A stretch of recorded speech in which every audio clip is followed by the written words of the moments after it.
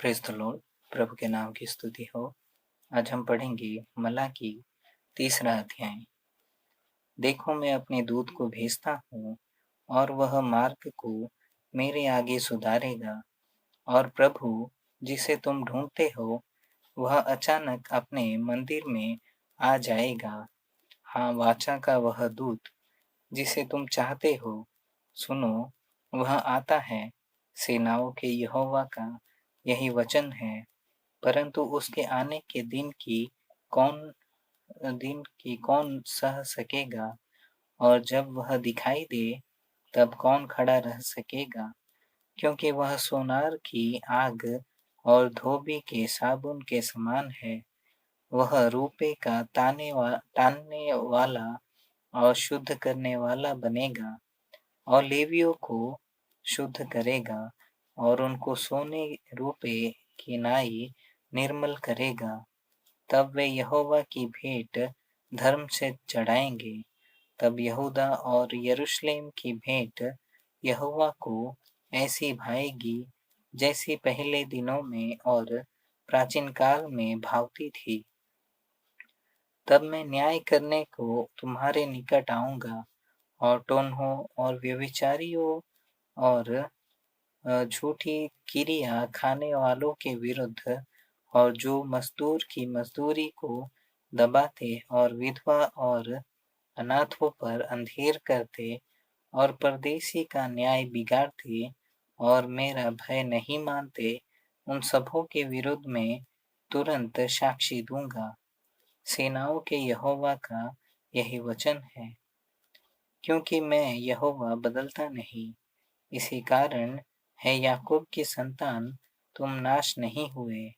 अपने पुरखाओं के दिनों से तुम लोग मेरी विधियों से हटते आए हो और उनका पालन नहीं करते। तुम मेरी ओर फिरो, तब मैं भी तुम्हारी ओर फिरूंगा। सेनाओं के यहोवा का यही वचन है। परंतु तुम पूछते हो, हम किस बात में फिरे? क्या मनुष्य परमेश्वर को धोखा दे सकता है? देखो, तुम मुझको धोखा देते हो और तो भी पूछते हो कि हमने किस बात में तुझे लूटा है? दशमांश और उठाने की भेंटों में। तुम पर भारी शाप पड़ा है, क्योंकि तुम मुझे लूटते हो। वरन सारी जाति ऐसा करती है। सारे दशमांश भंडार में ले आओ कि मेरे भवन में भोजन वस्तु रहे। और सेनाओं का यहोवा यह कहता है कि ऐसा करके मुझे परखो कि मैं आकाश के झरोखे तुम्हारे लिए खोलकर तुम्हारे ऊपर अपरंपार आशीष की वर्षा करता हूँ कि नहीं।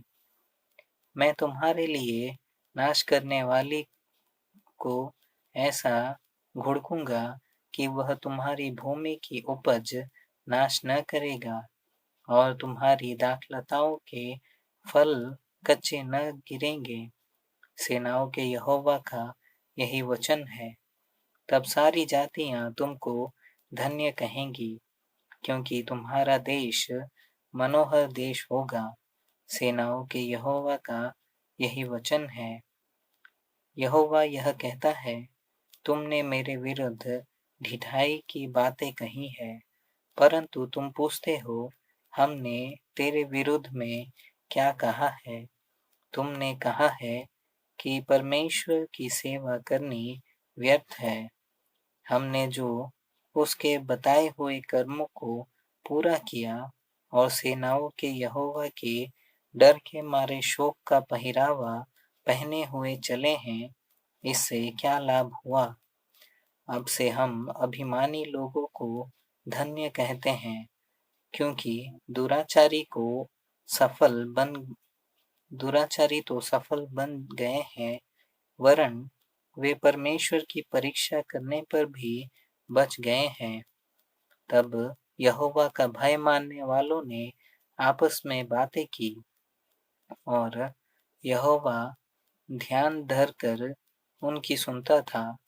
और जो यहोवा का भय मानते और उसके नाम का सम्मान करते थे, उनके स्मरण के निमित्त उसके सामने एक पुस्तक लिखी जाती थी। सेनाओं का यहोवा यह कहता है कि जो दिन मैंने ठहराया है, उस दिन वे लोग मेरे वरन मेरे निज भाग ठहरेंगे, और मैं उनसे ऐसी कोमलता करूँगा जैसी कोई अपने सेवा करने वाले पुत्र से करे।